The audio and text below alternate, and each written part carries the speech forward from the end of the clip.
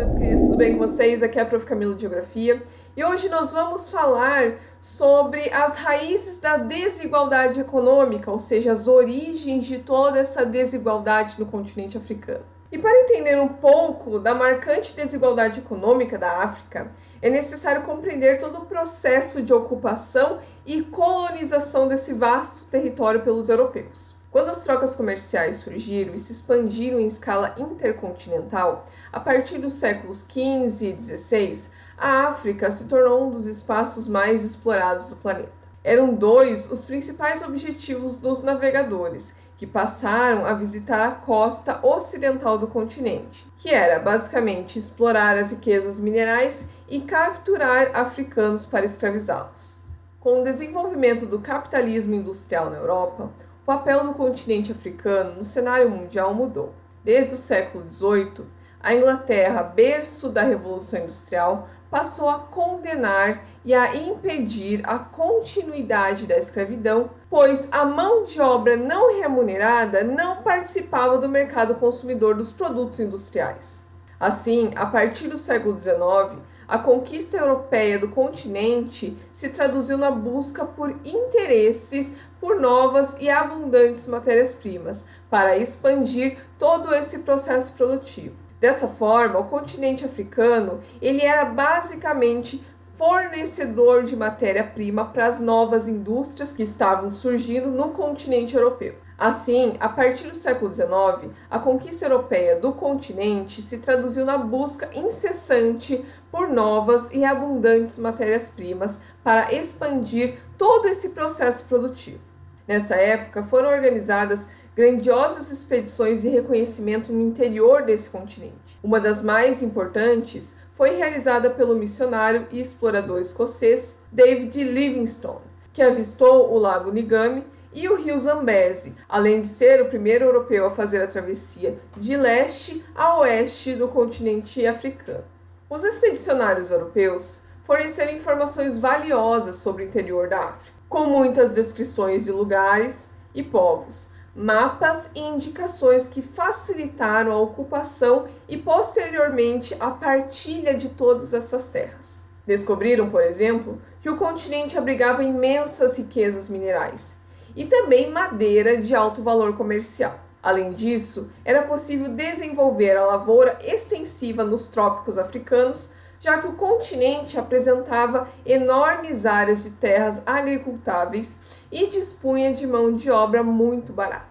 Assim, no século XIX, a África passou a ser intensamente ocupada pelas potências industriais europeias da época. Em 1885, o continente começou a ser partilhado entre as grandes potências europeias, entre elas a Inglaterra, França, Alemanha, Itália e Bélgica. Portugal e Espanha, apesar de terem perdido seu poderio, ampliaram suas antigas áreas de dominação. Dessa forma, observando o mapa dessa divisão que a Europa fez do continente africano, nós notamos que nós tivemos alguns países que acabaram ficando com maior parte desse continente do que outros.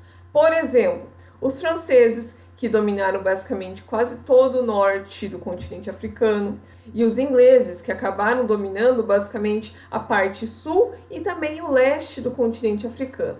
Mas também nós tivemos certa influência de alemães, de belgas, de italianos, de portugueses e também de espanhóis. Nessa divisão que as grandes potências europeias fizeram do continente africano, eles não levaram em consideração a parte cultural e étnica dessa população. Simplesmente, nas reuniões que basicamente redistribuíram esse território entre as grandes potências, eles pegaram um mapa e dividiram ali os territórios que mais interessavam para cada nação europeia.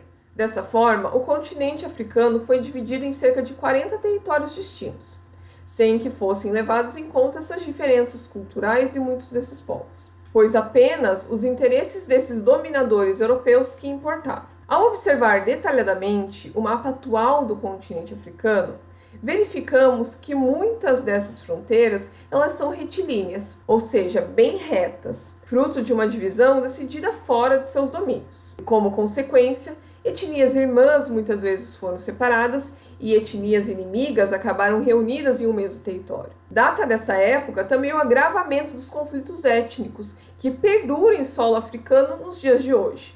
A colonização dos europeus desorganizou completamente a vida desses africanos. Os governos coloniais instituíram a cobrança de muitos impostos, e os povos, para permanecer nos territórios que antes eram seus, viram-se obrigados a pagar elevadas taxas aos novos donos dessas terras. No entanto, a maioria dos nativos não conhecia o dinheiro. Assim, para conseguir cumprir as exigências, povos inteiros passaram a trabalhar para os europeus nas grandes lavouras, voltadas principalmente à exportação.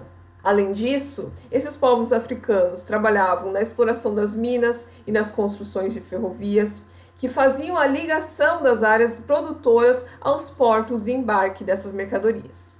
As empresas europeias davam preferência a trabalhadores mais jovens, com mais vigor físico, para desempenhar as árduas tarefas braçais. Com isso, as aldeias eram privadas de sua melhor mão de obra e, consequentemente, as roças produziam menos, pois nelas ficavam trabalhando apenas os mais velhos e as crianças. Com frequência, comunidades inteiras eram obrigadas a migrar para os arredores das cidades construídas pelos europeus, dando origem a enormes cinturões de pobreza e miséria.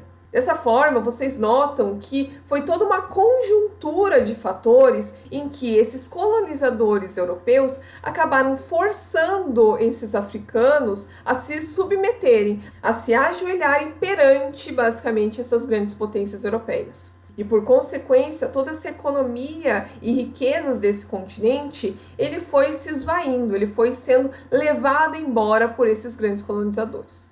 Com o fim da Segunda Guerra Mundial, em 1945, os povos africanos, muitos deles envolvidos em diversos conflitos, passaram a lutar pela independência, ou seja, pela descolonização do continente. Em alguns casos, a independência foi conquistada pacificamente, como ocorreu na maioria das colônias inglesas. Em outros, porém, houve muito derramamento de sangue, como é o caso da Argélia, que para conseguir se libertar da França, foi palco de uma guerra civil que se estendeu de 1954 a 1962. Esses povos africanos, da mesma forma que várias colônias da Ásia também, conseguiram sua independência justamente pelo enfraquecimento dessas potências europeias durante e depois também a Segunda Guerra Mundial. Um exemplo são as colônias alemãs. A Alemanha saiu como uma grande perdedora da Segunda Guerra Mundial e acabou também submetida a outras nações que acabaram vencendo a Segunda Guerra Mundial. E até mesmo os vencedores dessa Segunda Guerra, como por exemplo a França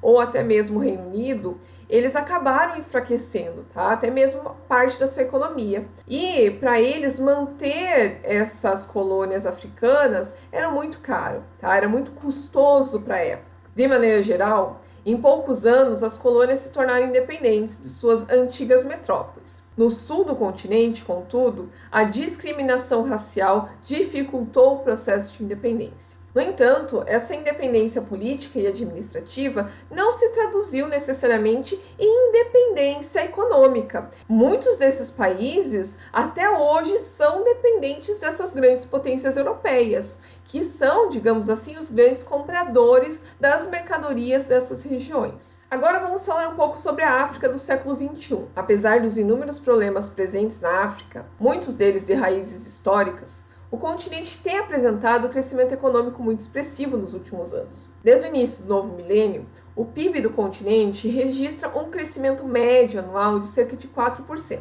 Esse ciclo de crescimento se deve principalmente à exploração mineral e de petróleo, que vem se intensificando nos últimos anos, como a gente já viu nas últimas aulas. Países como Angola, Nigéria, Camarões, Gabão, Congo, República Democrática do Congo, Sudão, Guiné Equatorial, Chad e África do Sul se destacam como grandes exportadores de riquezas minerais, como petróleo e minérios estratégicos. No entanto, o crescimento econômico só eliminará a pobreza se for acompanhado de políticas públicas que ampliem a qualidade de vida da população, como investimentos em saúde, educação, habitação e infraestrutura.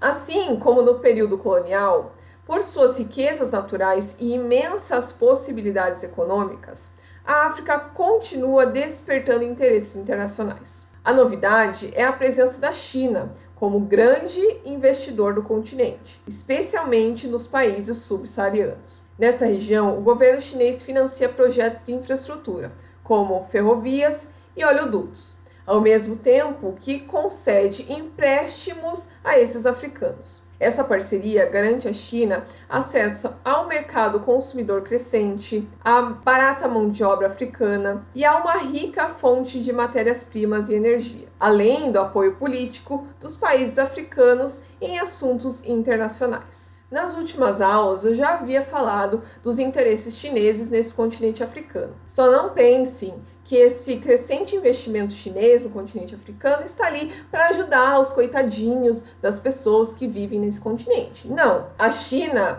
tem interesses bem específicos nesse continente, da mesma forma que a China também vem expandindo ali os seus investimentos em outros locais, em outros países em desenvolvimento ou subdesenvolvidos. Alguns estudos afirmam que os investimentos chineses deverão ter um impacto geral positivo nessa economia da África subsaariana, se forem acompanhados de transferência de tecnologia, de capacitação da força de trabalho e diversificação da economia e implementação de projetos de desenvolvimento, o que geralmente não acontece em países em que a China instala ali algumas unidades produtivas, tá? Fiquem atentos.